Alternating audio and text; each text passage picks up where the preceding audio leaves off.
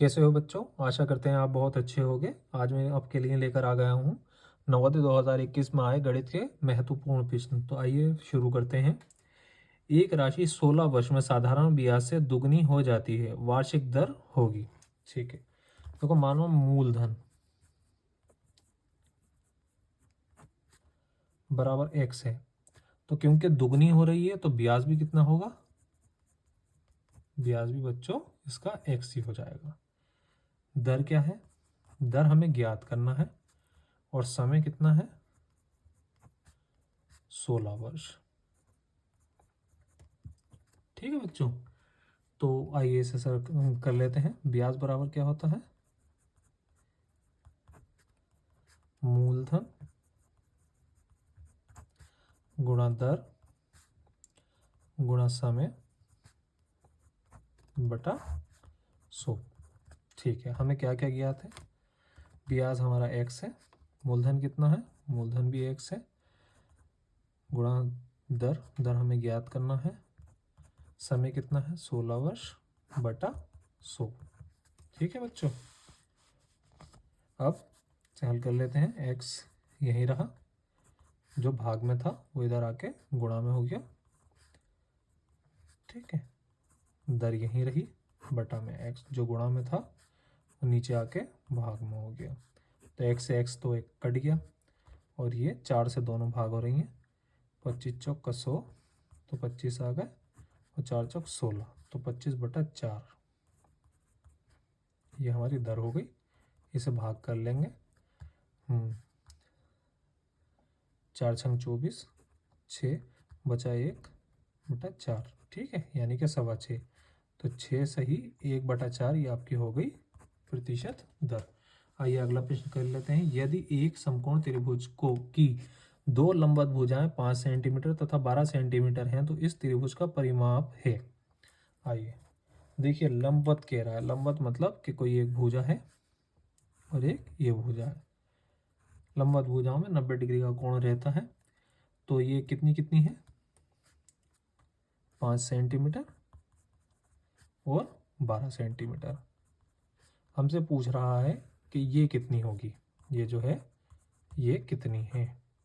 ठीक है, इसे हम पाइथागोरस प्रमेय के आधार पर आसानी से निकाल सकते हैं। ठीक है, पाइथागोरस प्रमेय का फॉर्मूला होता है ए स्क्वायर बराबर बी स्क्वायर प्लस सी स्क्वायर।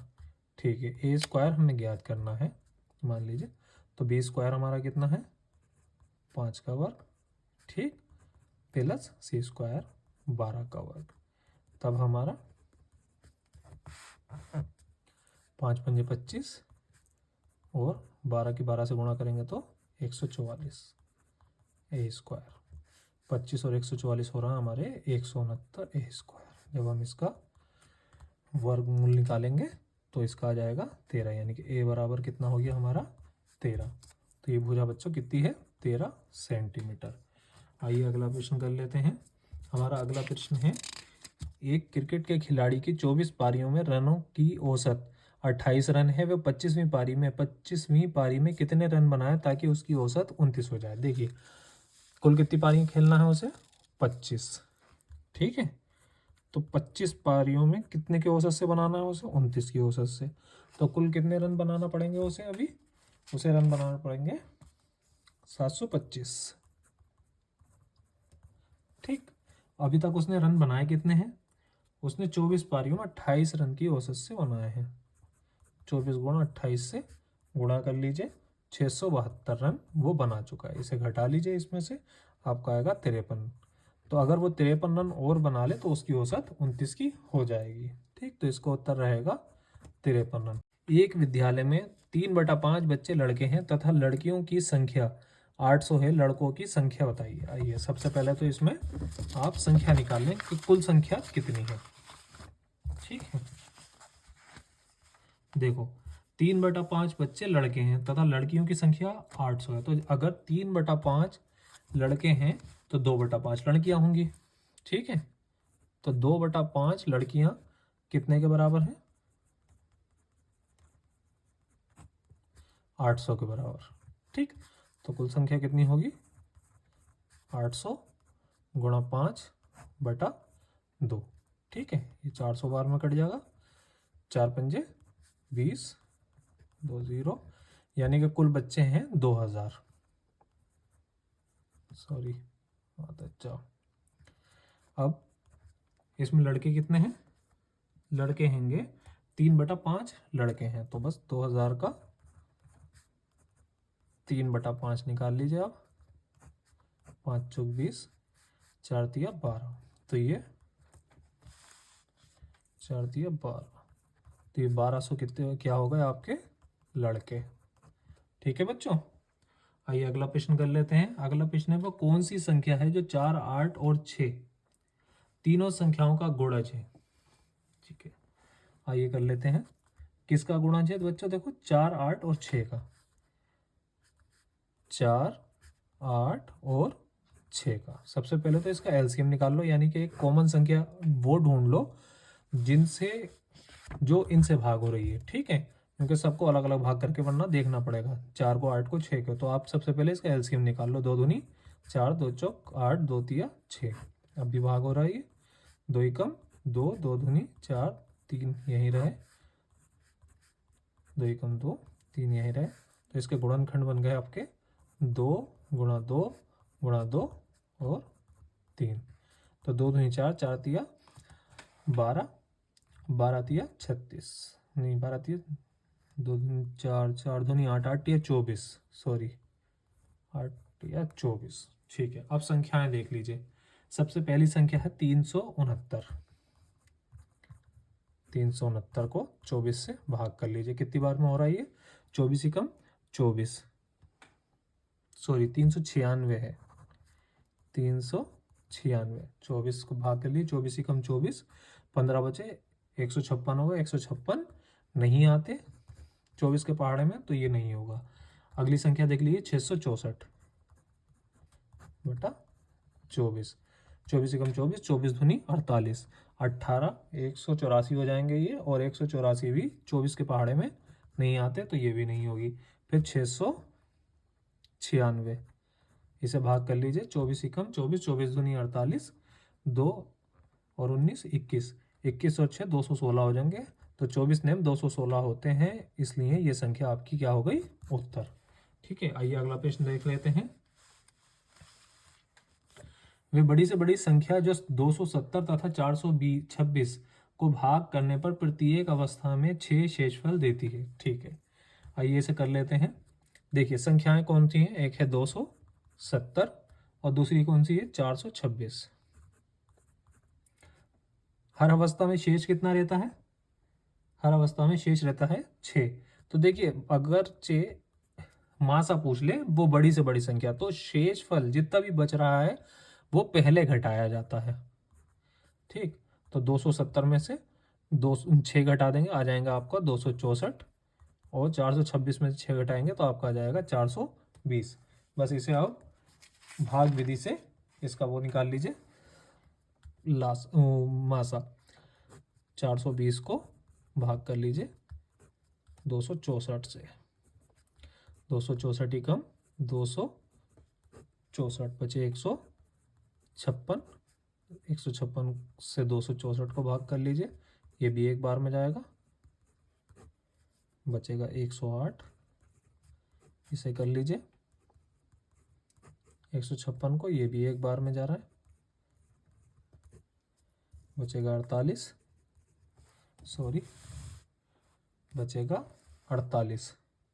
ठीक, फिर 108 को भाग कर लीजिए, 48 दूनी 96।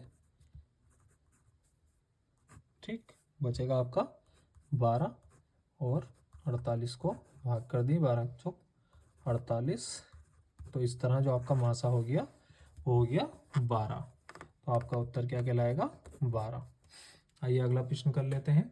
ये कह रहा है एक रेलगाड़ी दिल्ली से 8:15 सुबह पर चलती है तथा अजमेर 2:30 बजे दोपहर पर पहुंचती है। रेलगाड़ी द्वारा दिल्ली से अजमेर पहुंचने में लगा समय।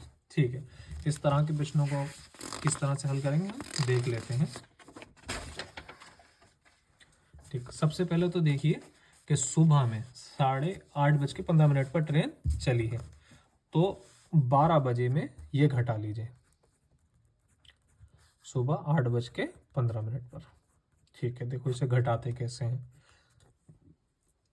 यहाँ पर 0 है, नहीं घट सकता, तो हम पूरा 1 घंटा इधर ले लेंगे। 1 घंटा कितने मिनट के बराबर होता है? 60 मिनट के बराबर। 60 में से 15 गए तो कितने बचे बच्चों? 45। और इधर अब कितने रहेगा? 11, क्योंकि 1 घंटा इधर ले लिया। तो 11 में से 8 गए, कितने बचे? 3। तो 3 घंटे 45 मिनट तो सुबह में चली ट्रेन, और 2 घंटे 30 मिनट 12 बजे के बाद चली। 2 घंटे 30 मिनट, ये इसमें जोड़ दीजिए, आपका उत्तर आ जाएगा। 45 और 30 कितने होते हैं? 75। तो 75 मिनट बच्चों कितने होते हैं? 75 मिनट होते हैं 1 घंटा 15 मिनट। ठीक, तो जो मिनट है वो मिनट वाली साइड पे लिख दीजिए, और जो घंटा है वो हासिल लगा दीजिए। 3 और 1 4, 4 2 6। तो जो आपकी ट्रेन हो कितने बजे पहुंचेगी? 6:15 पर, 6 घंटा 15 मिनट में। ठीक, आइए अगला प्रश्न ले लेते हैं। अगला प्रश्न है प्रश्न नंबर, एक मैच कुल आधा घंटा चलता है। मैच का समय का 1/10 भाग टाइम आउट के लिए लिया जाता है। ये टाइम आउट कितने मिनट का होता है? देखो ये कह रहे हैं कि आधा घंटा चलता है। 1 घंटे में कितने मिनट होते हैं? 60 मिनट। ठीक, अगर मैं इसे आधे घंटे से यानी कि 1/2 से भाग कर दूं तो कितनी देर चलेगा? 30 मिनट मैच। ठीक, वो कह रहा है 30 मिनट का 1/10 भाग टाइम आउट लिया जाता है, तो इसका 1/10 भाग निकाल दीजिए। 3 एकम 3, तो इसका मतलब है टाइम आउट कितनी देर का लिया जाता है बच्चों? 3 मिनट का। आइए अगला प्रश्न कर लेते हैं। एक रेडियो को उसके अंकित मूल्य के 3/4 में खरीदता है तथा उसे अंकित मूल्य से 20% अधिक पर बेच देता है। ए का प्रतिशत लाभ क्या है?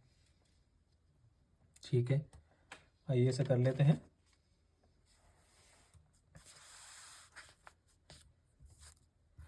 देखो, माना रेडियो का मूल्य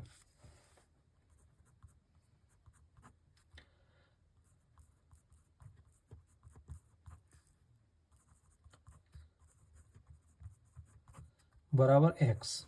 ठीक है, तो वो मूल्य के कितने उसमें अंकित मूल्य के कितने भाग में खरीदता? 3/4 भाग में। तब क्रय मूल्य क्या हो गया बच्चों? क्रय मूल्य हो गया x का 3/4।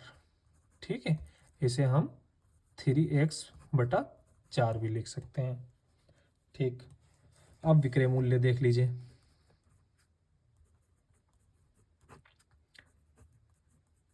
विक्रय मूल्य के लिए बच्चा कह रहा था सवाल में कि 20% अधिक पर बेचता है जो मूल्य, यानी कि हमने माना है कि रेडियो का मूल्य x था, तो 20% अधिक यानी कि 120% हो गया वो। ठीक है, तो इसे हल कर लेंगे। 20×120 और 20×5 ठीक, तो ये अब हमारा हो सकता है 6x/5। ठीक है, ये विक्रय मूल्य हो गया, ये क्रय मूल्य हो गया। तो बच्चों लाभ क्या होता है? लाभ होता है विक्रय मूल्य यानी कि 6x/5 माइनस क्रय मूल्य यानी कि 3x-4। ठीक, इसे कर लेते हैं। सबसे पहले इसका एलसीएम ले लो। 20 आ गया, 20 लिख दिया, 5 चौक 20 और 4 छंग 24, तो ये होगा हमारे 24x। इधर करें 4 पंजे 20, 5 दिया 15x। ठीक, तो हम अगर 24 में से 15 घटाएंगे तो हमारे बचेगा 9x और नीचे बटेगा 20। ठीक है, ये हमारा आ गया लाभ। अब ये कह रहे हैं कि लाभ इन्हें क्या में चाहिए? प्रतिशत में। तब लाभ प्रतिशत देख लीजिए बच्चों। देखो, ये तो है लाभ 9x/20। ठीक, अब जो लाभ होता है वो किस पर निकलता है? क्रय मूल्य पर। ठीक, क्रय मूल्य कितना है? 3x/4। तो जो 4 है वो ऊपर चला जाएगा, 3x नीचे रहेगा, गुणा 100। ठीक, तो 20 पंजे 100, 3x से 9x कट गया कितनी बार में? 3 बार में, तो ये हो गया 3 चौक 12, 12 पंजे 60। तो ये फायदा जो है लाभ कितने प्रतिशत है? 60%। आशा करते हैं आपके ये सवाल समझ में आया होगा। धन्यवाद।